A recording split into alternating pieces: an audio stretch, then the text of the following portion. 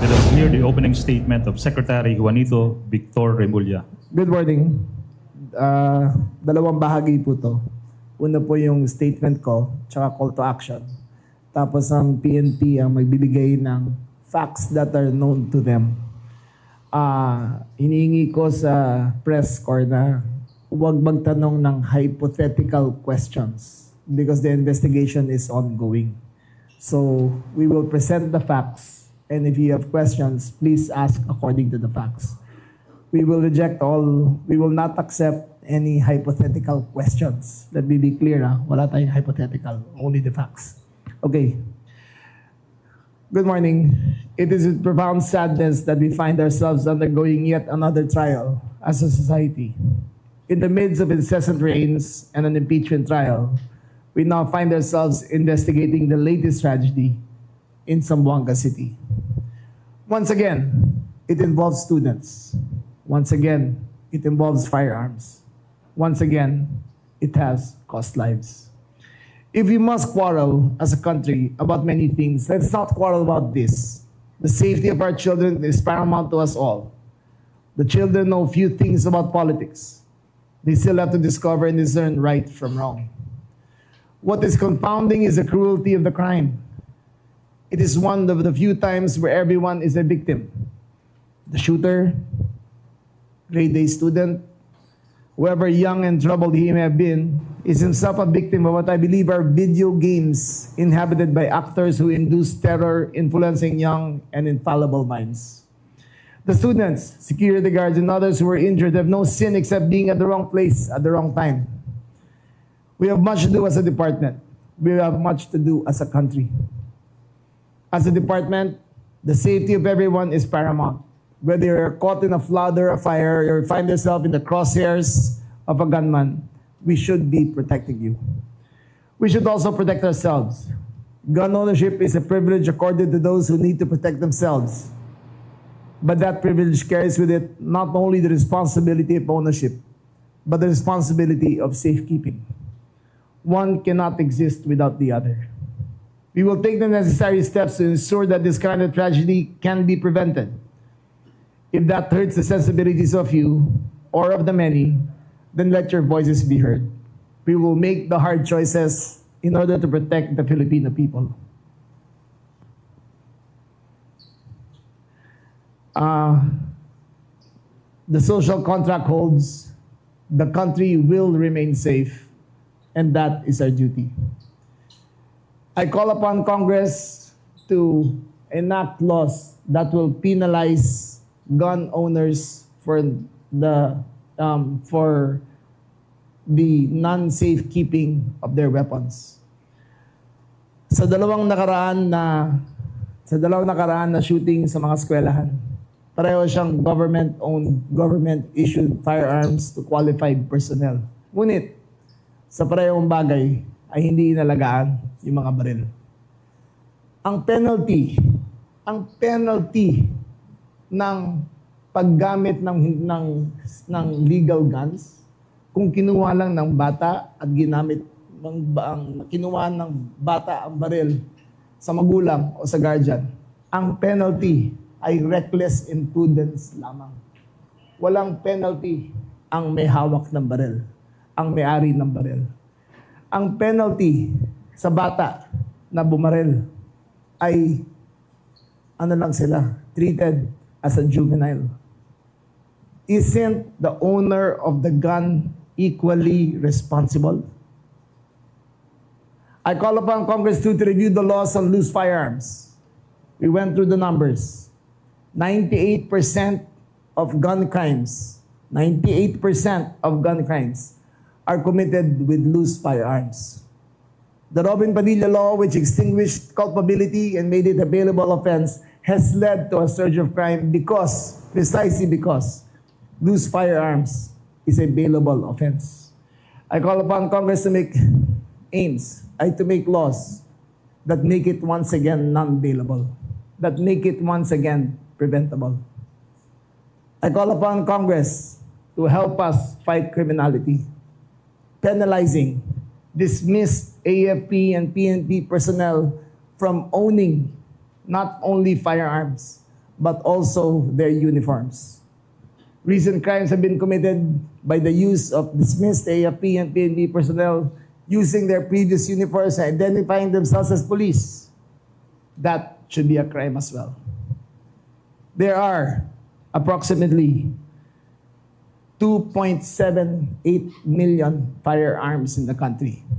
2 million in the hands of private individuals, 780 in the hands of law enforcement. That goes with AFP, PNP, BGNP, Coast Guard, Bureau of Immigrations, Customs Police, NBI, and the others. This is a country where there are a lot of guns. But gun violence itself, legal gun violence itself, is not rampant. These are the few tragedies that are. So I ask Congress, help us, join us, help us fight criminality, impose the laws which will make a difference. Now, for the accounts which transpired during the shooting, I now turn it over to Chief PNP. Okay. Good morning to each and everyone. Of course, alam niyo yung kung ano nangyari yesterday. It was very sad and fortunate that we have another shooting incident. This is the second shooting incident that transpired inside the premises of the school. The first one, that shooting incident was in Tacloban last July 16, and the next is yesterday, early morning at about 7:40 upon entry of this student, a grade 5 student, coming from school with two firearms fired at the inside the building of that school. After the conduct of initial investigation, the probers were able to recover the firearms that were used and ammunitions that were intended and were used in these two firearms, a caliber 40 firearm and a caliber 9mm firearm. It appears that there are three firearm, and in some social media there were insinuations or items that were seen or posted na appearing to be firearm. It's not. It's only a gadget for the 9mm, particularly for the caliber 40. Yun yung Ronin na ginagamit. Okay? And ammunitions that were used and for usage intended for these two firearms. Also recovered were the cellular phone and other effects. Especially, we need to investigate further the content of this cell phone, because the cell phone that were recovered were used in having this incident seen or naka-live stream siya. So, we are looking into it. And several effects that are material to the conduct of investigation, especially so that we would like to find out the what's in the mind of this child having a firearm, shooting at his fellow students, his fellow minors, at kung bakit ginawa niya yon. And the PNP will be investigating all of this, such that as what our SILG will help in further making an action plan in order to make this community as a whole, and particularly the campuses or campus area, be safe. Lalong-lalo na nandito ang ating mga minors na ating mga anak at ating mga kapitbahay. And this will also pave the way for having a responsive or more responsive laws that we may implement, such that all of this will be for the peace and order and security of our community. Thank you. I will add further facts according to our investigation. Ateneo de Zamboanga had ilang security guards? 25 security guards employed. 15 were on duty that morning. 10 were on duty that night. Yung kotse po ay, yung sistema po sa Ateneo ay basta sa gate ka pumapasok ng pedestrian ay titignan yung bagbok. Yung bata po ay sumakay sa kotse ng kanyang ama at hinatid siya at hindi na po kinakapkap at hindi titignan basta sumakay sa kotse. Yung bata po ay dumiretso, bumaba sa basement at tuloy-tuloy umakyat. Nakita rin po na ang bata po ay nag-live stream to a website called watchpeopledie.com. So, it gives us a scenario na sa kanyang intent ay mapakita sa mundo ang kanyang ginagawa. Furthermore, ang version na ginagamit niya o yung pamamaraan na ginagamit niya ay parang video game, first-person shooter.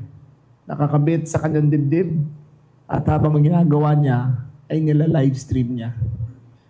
Furthermore, there were 2 police vehicles outside Ateneo de Zamboanga. So kung preparation lang at deterrent, nakalagay lahat doon. But we need to go further.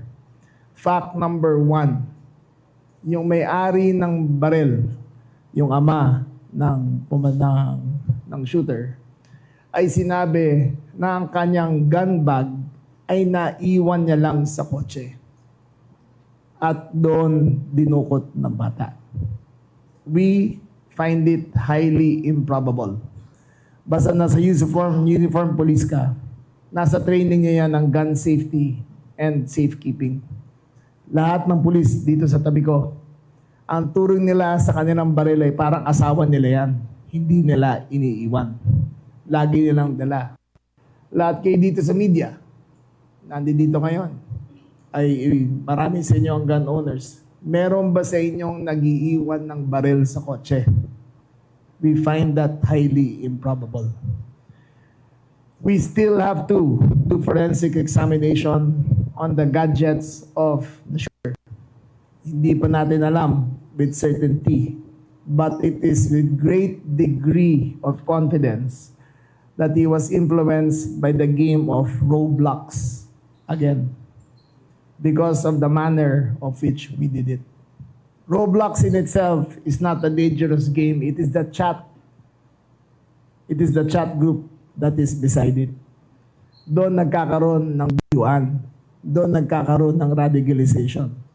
I call upon Congress again to help us control and curb the use of first-person shooter games that influence these young minds. Australia had a great model. Bawal ang social media sa mga bata between so many years old. Baka panahon na tingnan natin yon. Hindi ko sinasabi yan lang ang solusyon. Pero hindi naman one size fits all ang solusyon dito sa problema na to eh. Maraming kailangan gawin. Maraming kailangan gawin ng PNP. Maraming kailangan magtulungan ng Kongreso. Kailangan tutulungan ang lahat na may-ari ng baril. I believe that gun owners should be penalized for the non-safe keeping of their guns. Ngayon, again, ulitin ko, ang liability ng owner ng gun ay para ka lang nagpahiram ng kotse at yung umiram ay nakasagasa. Reckless imprudence. Pumatay ng napakaraming tao pero reckless imprudence lang ang charge sa may-ari ng baril. I believe again, loose, illegal firearms should be non-bailable. I don't think there should be an argument about that. If 98% of the crimes in this country are committed with loose firearms, it is time for the Philippines to crack down on the owners of these loose firearms. Give us the weapons we need to curb crime, and we will do better. Together, Congress, the executive, the department, the PNP, and all other agencies working together, We'll make sure that all of this does not happen again. But it is a community effort. Sama-sama tayo. The department, the gun owners, the chief executives of the various provinces, sama-sama kami lahat dyan. Sama-sama tayo lahat dyan. Kahit kayo, kasama namin dito. Questions? Thank you very much, sir. We now proceed to the media question and answer. May we request everyone to keep your questions related to the issue being discussed. First to ask question is Ms. Leia Ilagan from UNTV. Morning, Morning. Sec. Sir, hindi lang yung mga shooting incident sa eskwelahan ang mga nangyari. May mga stabbing din po. Sir, ang DILG po ba makikipag-ugnayan din sa DepEd? Ano kaya ang magagawa natin dun, sir, para sa pagbabantay sa mga eskwelahan? Meron na kami memorandum circular na pipirmahan ng Department of Education. Number one, ang PNP ay nasa labas na ng lahat ng mga classrooms hatid sundo araw-araw. Pero ang hinihingi namin ay payagan yung mga barangay tanod na maglagay ng station sa loob ng mga eskwelahan. Bakit? Kasi yung mga barangay tanod, kilala nila yung mga batang yan. Kilala nila. Pwede nilang kausapin. Pwede nilang sitahin. So, hinihingi namin na ay ng further security steps na pumasok doon. Number two, incidents of bullying should not be taken lightly. Nangyari yan sa Ateneo de Manila 10 years ago na may isang bully na Google Piron. Gumawa sila ng programa na mahusay sa Ateneo de Manila. At simula nun, hindi na nangyari ulit. Merong kantsawan na normal sa mga lalaki yan. Anak ko doon ang galing. Sinasabi niya malakas ang kantsawan. Pero ang bullying halos wala na. So, there are steps that we can take together para mangyari yan. Pero may hakbang na kami ng DepEd para mangyari yan. Sir, ano daw kaya ang nagtulak based sa initial investigation doon sa bata? Hindi pa natin alam. It's too early to tell kung ano yan. We only will present you the facts. Thank you po. Next is June Veneracion from GMA. Sec, prior to the shooting, may mga indications ba yung bata na gagawin niya yung ginawa niya? As per reports, he was a grade A student. Parang top of his class. Top of his class siya. So, wala namang, so far, ang report ng Ateneo ay wala namang incidents of bullying sa kanya. We are going to check if there is kung ano ang nag-trigger ng kanyang depression. Kasi Roblox, yung chat group na yan, only encourages you.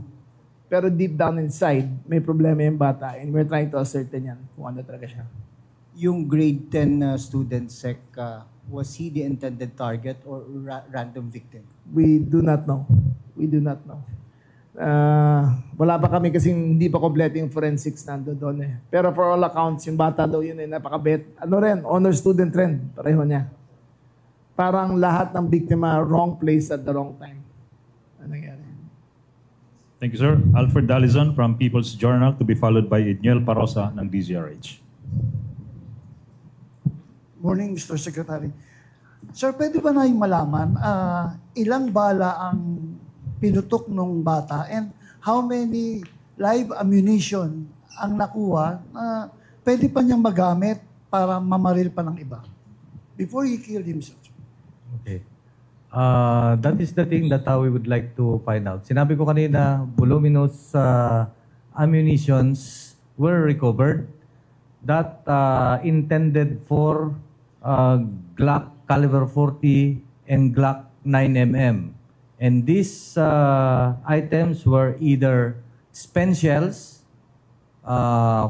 bullet, nandito na sa harapan. Firearms, there are two firearms, one 9mm and caliber 40. If you're talking about live ammunition, there were two 9mm and 5 caliber 40. Ibig sabihin yan, unfired. Fired cartridges, ito yung mga kapsula. Fired cartridges, 4 for 9mm and caliber 43. If you're saying that kung ilan ang nagamit ng firearms, ayun, there are 7. 7 fires. 7... yes, sir. a minimum of seven firing, 4 from 9mm and 3 for caliber 40. Kaya sinasabi natin minimum kasi siyempre ang paghawak or ang ng scene is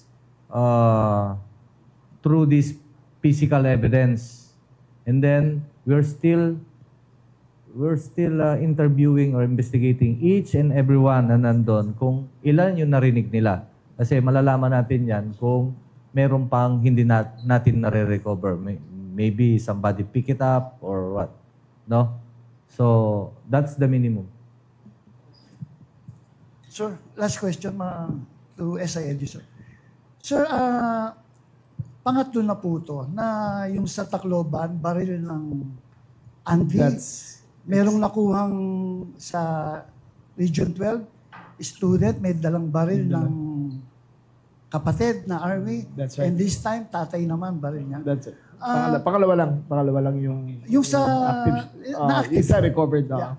Pero how are you addressing this problem, sir? Yung negligence. That is ng exactly mga law what I'm enforcement. saying. The law has to be stronger. Lahat ng mga uniform personnel, meron niyang rules na kailangan nilang sundin. Number 1 nga dyan yung safekeeping, lalo na kung inuuwi. Lahat yan trained. But you're talking about over 700,000 gun, yung legal gun owners ng uniform personnel, AFP and PNP, Coast Guard and BI. 700,000 yan. What these two are too many. Despite the large number, it's a small percentage. Sobra na ang nangyari. So we will revisit and we will retrain and we will reiterate their responsibility. Ang frustrating dito, talaga para sa akin, ang responsibility nila ay hindi akma sa krimen na nangyari. Dapat dyan, equally responsible ang gun owner. Again, I want to work with Congress para matapos na to. Para bigyan ng ngipin ng batas for legal and especially illegal firearms. Edniel Paroza from DZRH. Hi, Shek, how did we come up doon sa info na Roblox, again, yung naging avenue para ma-radicalize itong bata? Nakita ba natin, sir, yung initial na trail ng pag-uusap nila through Roblox? So far, may witnesses na nakita siya naglalaro niyan. Pero wala pa kaming, hindi pa tapos ang forensic examination ng kanyang gadgets. So far, we would call it third hand ang nagsabi na gumagamit siya ron. But from the pattern, yung pattern na ginagamit niya na naka-live video feed tapos nilagay niya doon sa letthemdie.com, parang na-radicalize talaga yung bata. The child, according to reports, was a very exceptional student. Number 1 in his class. So, never had behavioral problems.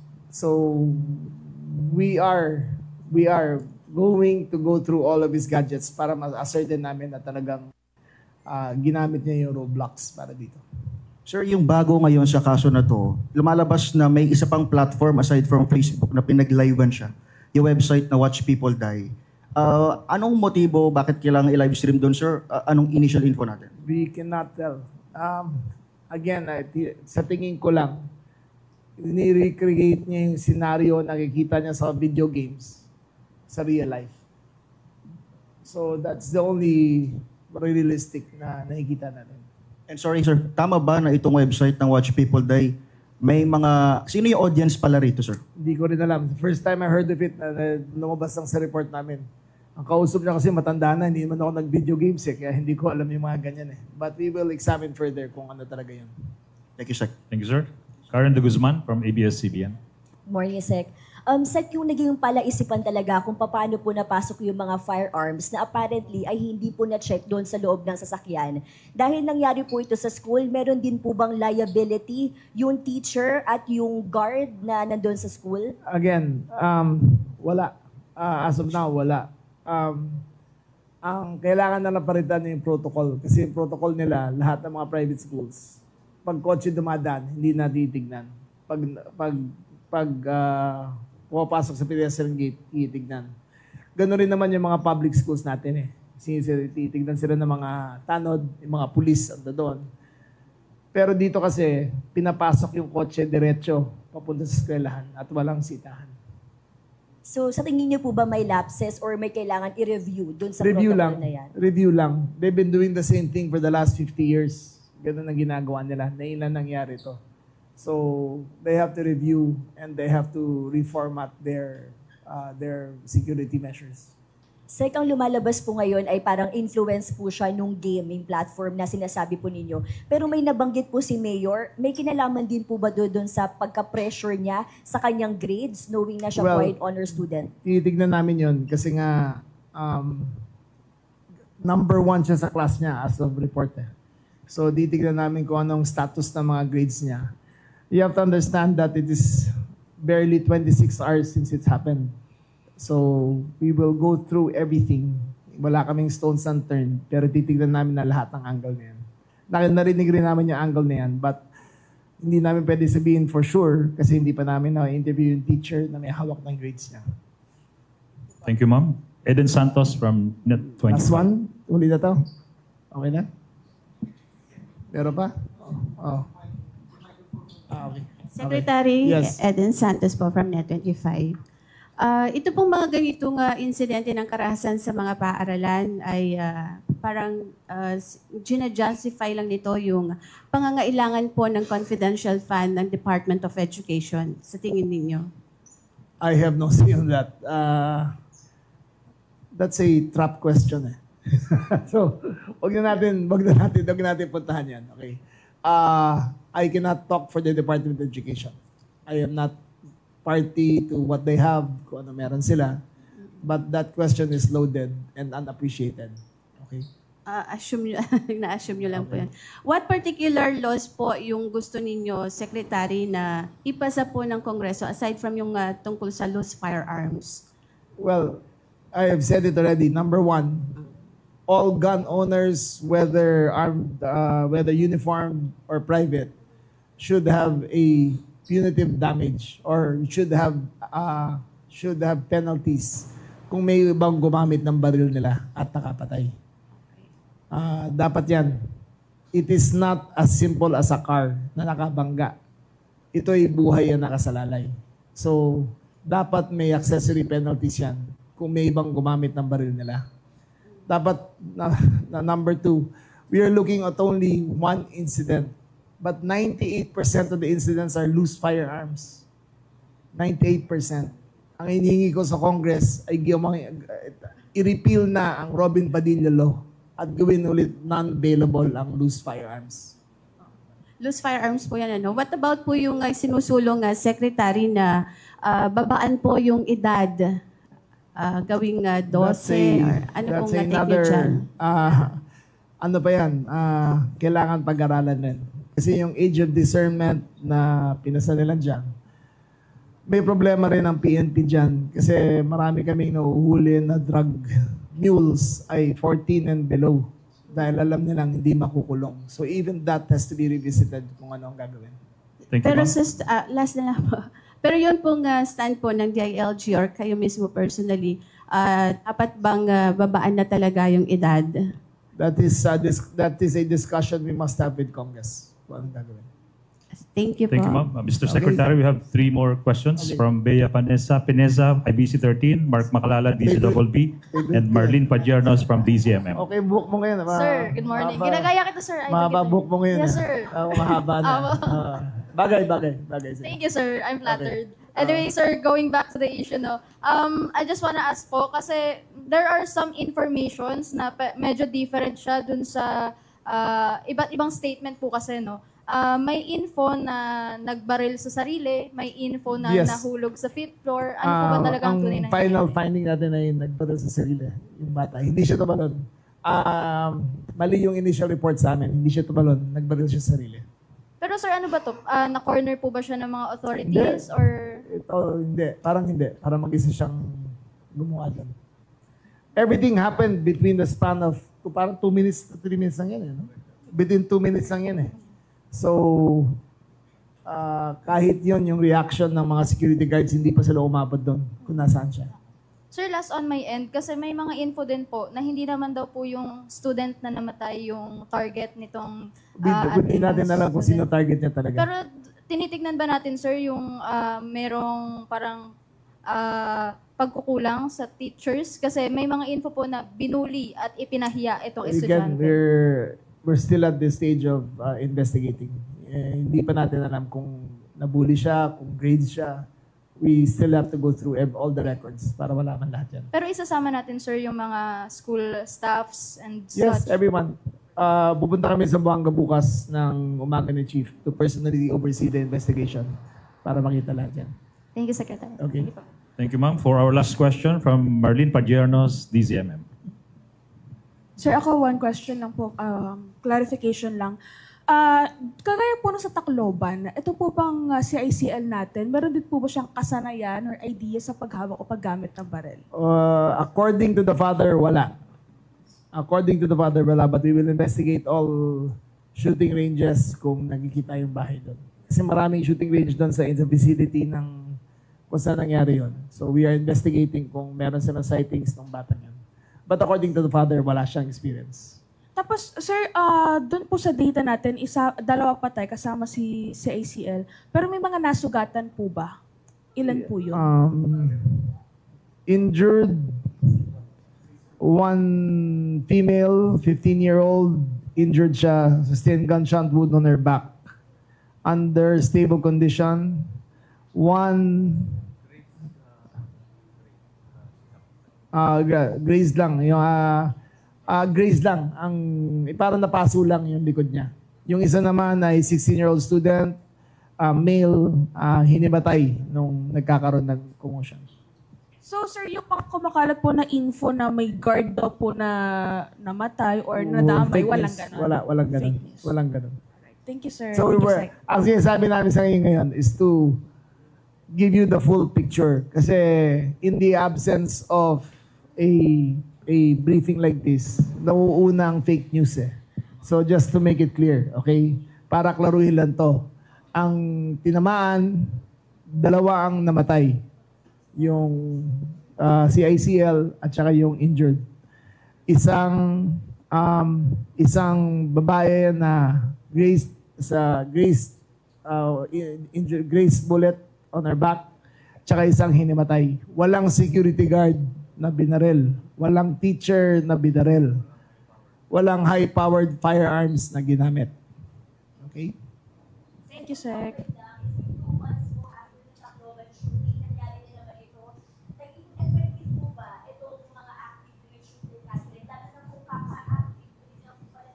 Yes. Lahat kaka-active drill lang ha, kaya it could have been worse. But again, ang hirap magsalita ng ganyan eh. Everyone is still mourning and everyone is still in shock. We are picking up the pieces of what happened. To ask us kung ano naging effect o hindi is unfair to us and unfair to the parents. Parents ng namatayan at parents ng pumatay. It is unfair to them to put them in that spotlight. So, wag natin puntahan yan.